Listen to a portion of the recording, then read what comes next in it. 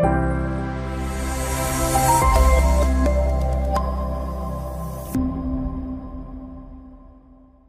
mang-aawit na tipaklong na si Tino at ang kaharian ng mga halaman. Sa isang malawak na kapatagan, may isang masayahing tipaklong na nagngangalang Tino. Siya ay kilala sa kanyang magiliw na pagtalon-talon at pag-awit ng mga kantang likha ng kanyang imahinasyon.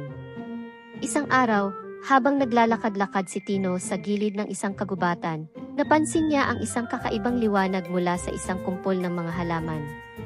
Naging mausisa siya at sinundan ang liwanag. Natagpuan niya ang isang maliit na pintuan na tila nakatago sa ilalim ng mga dahon at damo. Ano kaya ito? Tanong ni Tino sa sarili. Dahil sa kanyang pagiging mapangahas, dahan-dahan niyang binuksan ang pintuan. Sa kanyang pagkagulat, tumambad sa kanya ang isang kahangahangang tanawin ng isang kaharian na puno ng malalaki at makukulay na bulaklak. Wow! Napakaganda, sigaw ni Tino habang pinagmamasdan ang paligid.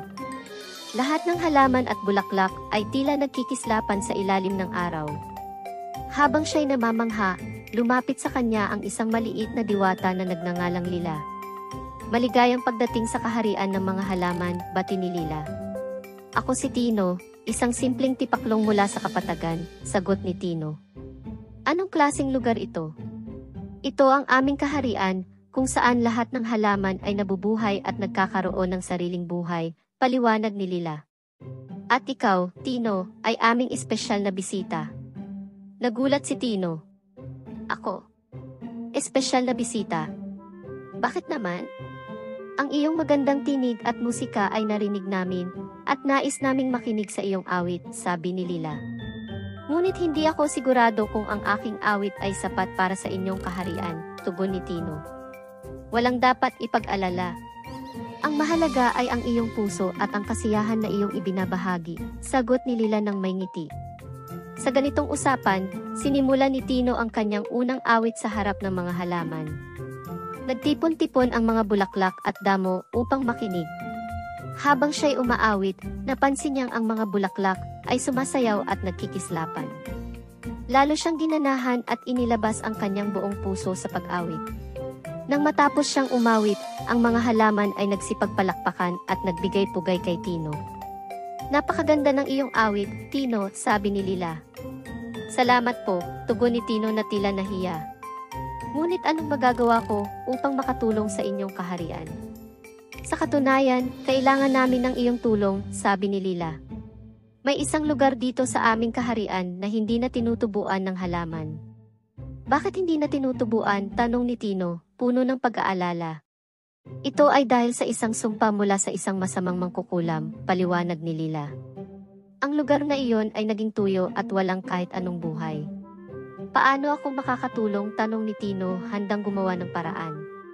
Ang iyong musika ay may kapangyarihang magbigay buhay. Kung aawitan mo ang lugar na iyon, maaaring maibalik natin ang dating sigla at buhay doon, sabi ni Lila.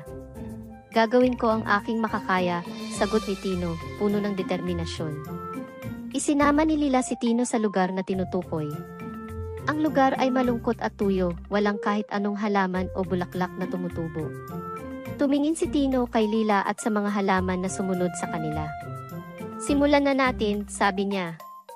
Tumayo si Tino sa gitna ng tuyong lugar at sinimulan ang kanyang awit. Sa bawat nota at himig, damang-dama ang kanyang pagmamahal at pag-asa. Unti-unting nagkaroon ng pagbabago. Ang lupa ay nag-umpisang magbasa at tumubo ang maliliit na halaman. Patuloy sa pag-awit si Tino at ang mga halaman ay mas lalong lumaki at nagkakulay. Ang lugar na dati tuyo at malungkot ay napuno ng buhay at saya. Nagtagumpay tayo, sigaw ni Lila habang yakap si Tino. Maraming salamat sa iyong musika. Napaluha si Tino sa tuwa. Wala pong anuman. Masaya akong makatulong. Sa pagbabalik nila sa kaharian, sinalubong sila ng masigabong palakpakan at pasasalamat mula sa mga halaman at iba pang nilalang. Ikaw ay aming bayani, Tino, sabi ng hari ng kaharian ng mga halaman. Sa iyong musika, muling nabuhay ang aming lupain. Masaya akong makatulong, sagot ni Tino ng may ngiti. Ngunit kailangan ko na ring bumalik sa aking tahanan. Babalik ka ba? Tanong ni Lila na tila malungkot. Oo, babalik ako, sagot ni Tino. Ngunit sa ngayon, kailangan ko na munang bumalik sa kapatagan. Binigyan nila si Tino ng isang mahiwagang buto bilang pasasalamat. Ito ay simbolo ng aming pasasalamat. Itanim mo ito sa iyong tahanan at magkakaroon ka ng bahagi ng aming kaharian. Buong galak na tinanggap ni Tino ang regalo. Maraming salamat po. Sa kanyang pagbalik sa kapatagan, agad niyang itinanim ang mahiwagang buto sa tabi ng kanyang bahay. Sa loob ng ilang araw, tumubo ito at naging isang magandang puno. Ang puno ay nagkaroon ng makukulay na bulaklak at masarap na prutas.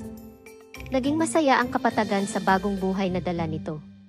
Hindi ko akalaing magkakaroon ako ng sariling bahagi ng kaharian ng mga halaman, sabi ni Tino habang pinagmamasdan ang puno. Ang mga kaibigan ni Tino sa kapatagan ay tuwang-tuwa rin sa bagong puno.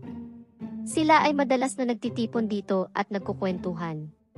Minsan, habang naglalaro si Tino kasama ang kanyang mga kaibigan, naisipan niyang umawit muli. Ang kanyang musika ay naging inspirasyon sa lahat ng nakikinig. Hindi lamang pala sa kaharian ng mga halaman nagkakaroon ng bisa ang iyong musika, sabi ng kanyang kaibigang si Nino, isang palaka. Oo nga, Nino.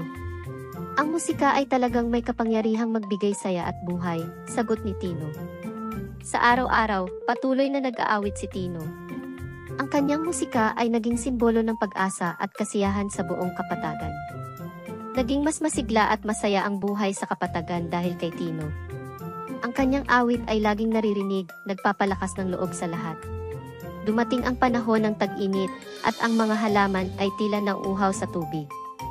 Naisipan ni Tino na magpunta muli sa kaharian ng mga halaman upang humingi ng tulong. Sa kanyang pagbabalik, sinalubong siya muli ni Lila at ng mga halaman. Maligayang pagbabalik, Tino, bati ni Lila. Mayroon kaming kaunting problema sa kapatagan. Nauuhaw ang mga halaman at tila hindi sapat ang tubig, paliwanag ni Tino. Kami ay tutulong, sabi ng hari ng kaharian ng mga halaman. Kami ay magbibigay ng mga buto ng halaman na kayang mabuhay kahit sa matinding init. Binigyan nila si Tino ng mga espesyal na buto. Itanim mo ito sa inyong kapatagan at makikita mo ang pagbabago. Buong galak na nagpasalamat si Tino at bumalik sa kapatagan. Agad niyang itinanim ang mga buto sa paligid. Sa loob ng ilang araw, ang mga buto ay tumubo at naging matitibay na halaman na kayang mabuhay kahit sa matinding init. Ang kapatagan ay muling naging luntian at masigla.